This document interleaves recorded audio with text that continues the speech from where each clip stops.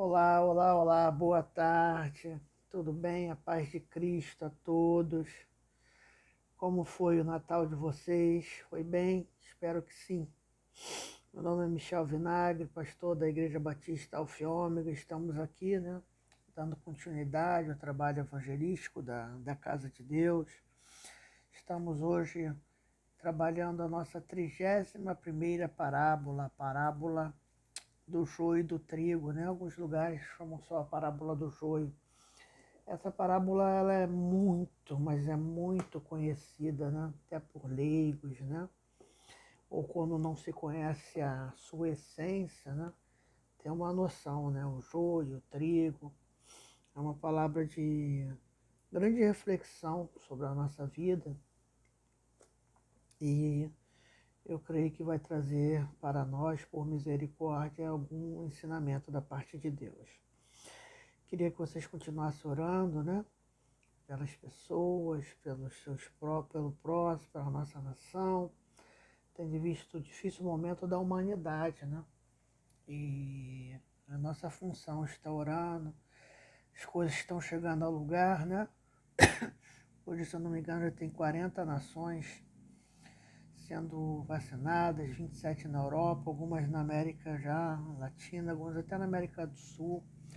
E ano que vem será a nossa, né? Nossa vez, nós iremos conseguir. Com todas as dúvidas, eu creio que estou muito feliz, pelo menos com os resultados que tenho lido, das vacinas não estarem apresentando muitos efeitos contrários, né?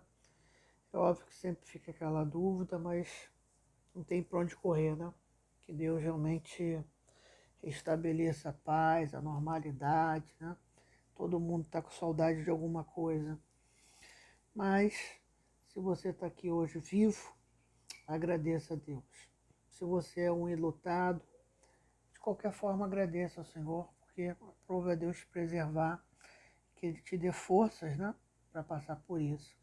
E que nós tenhamos empatia, né, com a dor, com os problemas que hão de se vir, né, outros problemas, né, como a fome, aumento das desigualdades.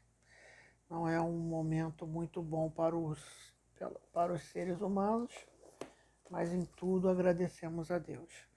Queria que você lesse comigo, né, na palavra de Deus, se assim você desejar, lá em Mateus 13, 24 a 30, onde nós iremos aqui estar falando sobre a parábola do trigo e do joio, do joio e do trigo. Assim diz a palavra de Deus, Mateus 13, 24. Propôs outra parábola, dizendo: O reino dos céus é semelhante ao homem que semeia boa semente no seu campo. Mas enquanto os homens dormiam, veio o seu inimigo, semeou o joio no meio do trigo e retirou-se.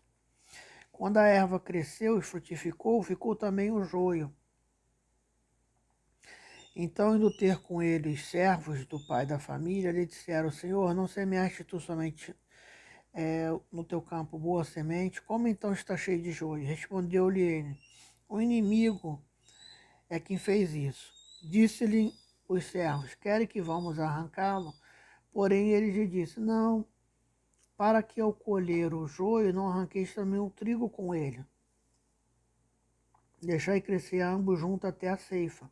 Por ocasião da ceifa, direi aos ceifeiros: Colhei primeiro o joio e atai-lhe os molhos para o queimar. Então o trigo recolhei ao meu celeiro.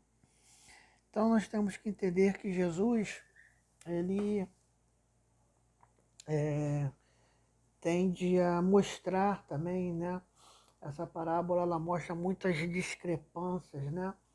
Sobre os verdadeiros adoradores e sobre as pessoas hoje que têm feito, né, do Evangelho de Cristo um instrumento de escândalo, um instrumento de falso moralismo, um instrumento de ganhos, né, financeiros, pessoais, de status. Nem tudo é dinheiro, né? O Evangelho hoje se tornou até glamouroso para alguns, né? A gente tem aí artistas gospels, estrelas gospels, né? tão distante do projeto inicial de Cristo, né, que previa discípulos, né, que seriam imitar ao Cristo. Cristão nasceu na Antioquia, esse nome, né, cristão, nasceu na Antioquia da Psídia como um deboche, né, cristão, pequenos Cristo, né, parecido com Cristo. Então escarneciam, né, muitos desses cristãos, esse nome era para identificá-los, para persegui-los, né, para matá-los, para saquear suas famílias, enfim. E hoje se tornou lugar para muitas outras coisas. Primeira coisa, nós não somos melhor que ninguém, nós temos os nossos erros, nós também já fomos fonte, né, e continuaremos sendo até Cristo voltar de escândalos para porque a pessoa vê o erro em nós e associa o cristianismo, nós erramos, nós magoamos, nós ferimos, nós não somos perfeitos. Mas lutamos em Cristo, né, para que isso venha a ser minimamente, né, reduzido, para que Deus tenha misericórdia de nós, que não sejamos pedras de tropeço a ninguém. Ocorre que essa parábola ela mostra, né, os dois idênticos. O joio e o trigo são sementes muito parecidas, né? Tem alguns vídeos que mostram. Só que quando você aperta uma, né, tem o conteúdo e a outra não tem nada, é seca. E é literalmente isso, né? A pessoa ela pode ter roupagens, né? Pode ter gravatas, saias longas, se não tiver a essência, né? Se não formos a oliveira, se não apertar de nós e não sair óleo, né? Azeite do Espírito Santo, de nada valeremos. Jesus já identifica os falsos fariseus na época, né, como sepulcros caiados, ou seja, completamente adornados, lindos, né, por dentro só ossos podres. Então, vamos aqui aprendendo. Primeira coisa, né, propor outra palavra. O reino do céu é semelhante ao homem que semeia boa semente em seu campo, ou seja, o problema não é da semente e nem da intenção daquele que evangeliza. Então, essa é a primeira ótima, né? A semente ela é boa. A palavra de Deus, ela é perfeita. A palavra de Deus, ela é perfeita. Agora, os sincretismos é complicado, né? Deus não é obrigado hoje, né? Depois, como diz Hebreus, de um pacto de melhores e superiores promessas, viu o povo dele querer se tornar judeu, usando kippah, usando roupa, querendo entrada de arca da aliança, querendo óleos ungidos, envelopes. Você só faz parte da campanha se tiver. Quando Cristo nos libertou de tudo isso, quando a graça é Cristo em nós, a esperança da glória. Cristo é a personificação de todos os seus mandamentos. Tanto é que, de certa forma, ele fala que cumprir o mandamento, ame teu Deus acima de todas as coisas, teu próximo como a ti mesmo. Então, em Cristo, em Jesus, já está revelado todas as coisas, mas o homem precisa, né, desse ato religioso, de tocar, de beber água, de fazer campanhas, né? Quando, na verdade, o que nós temos que ter é a fé. O justo viverá pela fé, né? E se sua fé recuar, né, a alma do Senhor não teria prazer nele, né? A Bíblia vai falar que aquele que põe a mão no arado e olha para trás não é digno de herdar o reino dos céus. Nós vivemos por fé. O que nos sustenta nos dias maus são fé, não são amuletos, né? Por isso que é no dia mau que nós vemos realmente o que nós plantamos. É no dia da grande tempestade, né? Que as grandes casas que estão construídas sobre a areia caem, mas aquela que está sobre a rocha permanece. E uma casa permanecida sobre a rocha, muitas vezes pode não ser tão bonita, né, quanto aquela construída sobre a areia, mas o importante é a edificação, são as raízes, né? Eu que estou hoje com um contato maior com a terra, né, a gente vê aqui na questão da árvore, tem mais contato com uma plantação, essas coisas, alguns amigos meus que têm. E a gente vê a necessidade, a gente vê ali que toda boa árvore, né, ela está fincada para baixo. Você passa nas lagoas, né, você vê, geralmente todas as lagoas, você tem a visão das árvores, dá para ver as raízes, né, que todas as vezes a água vai... Você vai vendo que são raízes enormes, né, que suportam tempestades, suportam, às vezes, até ressaca. Aqui aconteceu em Maricá uma coisa interessante. que deve ter sido horrível, não, o vendaval, e arrancou a árvore com a raiz. Gente, a raiz, a estrutura da raiz é muito maior do que a árvore, né? Então, uma cena assim que choca, ou seja, nós temos que ter alicerces, né? Então, a palavra não é o problema, nunca foi, nunca será o problema. Versículo 25. Mas enquanto o homem dormia, dormir significa não vigilância, né? E isso daí é em contexto, todo homem dorme, né? Mas é óbvio que nesse sentido ele poderia colocar, né, vigia, etc. Ou seja, a culpa foi uma falta de vigilância. Isso não significa, em hipótese alguma, que essa falta de vigilância era normal, né? Está atrelado ao erro. Então, que ele dormia seu inimigo, ou seja, Deus ele atribui, né, a essas a esses, ou seja, a palavra não tem problema, né? A semente é boa e semente só dá aquilo que foi plantado, né? A semente de uva dá de uva, de trigo é para trigo. Então alguém semeou nesse campo, né? O inimigo atribuindo a obra espiritual, né? O joio. Então o que eu compreendo do joio, né? Muitas das vezes esse joio, ela é uma ação direta do diabo. Esse joio, ele está associado não a uma pessoa cheia de erro, que quer que mudar, aquele retrato daquele... criaram tanta monocratura boba, tanta brincadeira infantil, né? Crente Raimundo, pé na igreja, pé no mundo. Às vezes as pessoas não detêm a mesma estrutura, mas elas são de Cristo. Aqui o que eu compreendo, e nós estamos aqui para trocar informações, é um direito seu ver de outro ângulo, né? Nós não somos detetores de uma verdade real. A verdade real é a palavra.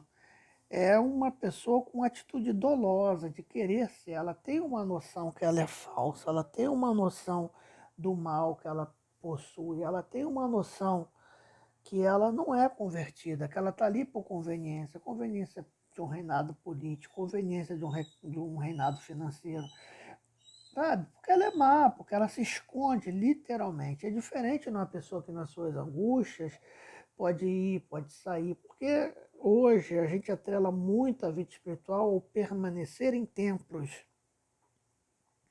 Mas Jesus é maior do que templos. Às vezes a pessoa está ali, ela sai da igreja, mas está completamente estruturada em Cristo, em Deus, e ela vai ali. Não estou falando que você tem que ficar fora da igreja, estou falando que não é o ato de você cessar de ir a alguma comunidade que vai se tornar que você não seja um cristão imediatamente.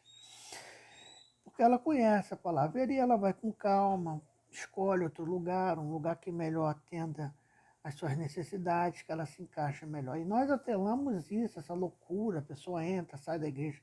Deus, ele olha, somente Deus tem essa noção, quem é joio e quem é trigo. Aqui eu aprendo também, né, quando a primeira coisa dos conselheiros desse homem é deixa que eu arranque, né? É um instinto natural. Mas uma coisa interessante, outra parábola, em outra versão, em outro evangelho, né, da parábola do joio, é que se você arrancar, né, esse joio, o que acontece? Ele vem trigo junto. Então, essa pessoa deixou para o dia da ceifa. O que significa isso, irmãos? É outro aspecto dessa parábola. A soberania de Deus, somente Deus identifica.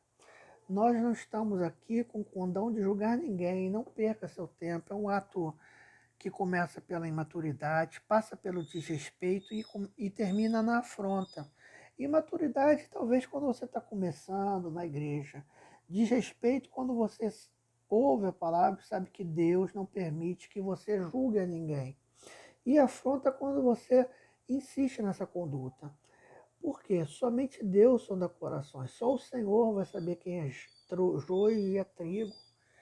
Sabe, tem gente, não adianta você querer caracterizar, porque o coração é algo que somente o Senhor entra. A nossa função aqui é, primeiro, não colocar culpa na semente. A semente, uma boa semente foi plantada. Segundo, vigiar o máximo, pastores, orando para preservar sua comunidade. Porque como é um ato do inimigo, a oração, sabe, o jejum, o clamor, o ambiente espiritual ela não permite esse florescimento. Por isso que há lugares, congregações que têm muito mais, outras menos. Ela é muito também voltada à atmosfera que você vai estar.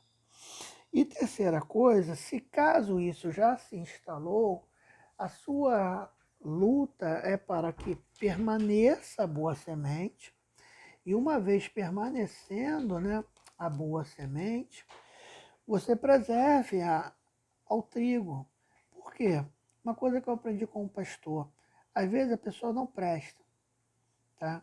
E esse não presta, que eu falo, não é com os olhos de Deus, às vezes é com os olhos humanos. Então, até aí já está errado. Mas, ou seja, aquela pessoa que arruma briga com todo mundo, ninguém gosta. Aí você quer que aquela pessoa saia e ela leva ali pessoas maravilhosas, um filho, um pai, leva amigos. Por isso que a igreja, ela tem que ter amor, ela tem que ter aquilo que Paulo diz, suportável uns aos outros em amor. Se a igreja for um lugar somente de tolerância com seu semelhante, do quem é polido, quem fala igualzinho, não, na igreja vai vir todo tipo de pessoas, é mal educada, pessoa com mau costume. E a nossa função como congregação do justo, minimamente cumprir aquilo que Paulo diz, suportável uns aos outros em amor. Então, meus irmãos, essa parábola do joio e do trigo traz muitas coisas, né? Agora, na colheita final, né? Na colheita final, que diz que, por ocasião, eu já estou lendo 29, tá? Mateus 13, 29. Porém, ele disse, não para colher o joio, não arranqueis também o trigo com ele. Deixai crescer ambos até a ceifa, né? Então, na explicação aqui, há outro evangelho que vai dizer que a ceifa será pelos anjos de Deus. Então, o que eu aprendo aqui? A semente é boa, nós temos que vigiar para que nossa vida não venha a ser, nesse campo que foi plantar coisa boa, venha pessoas ruins.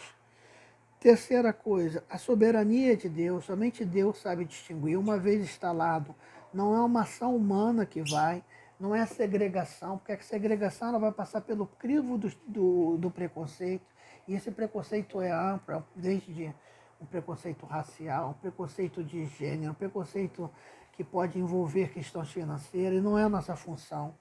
E depois acreditar na soberania de Deus, ou seja, Deus conhece cada um.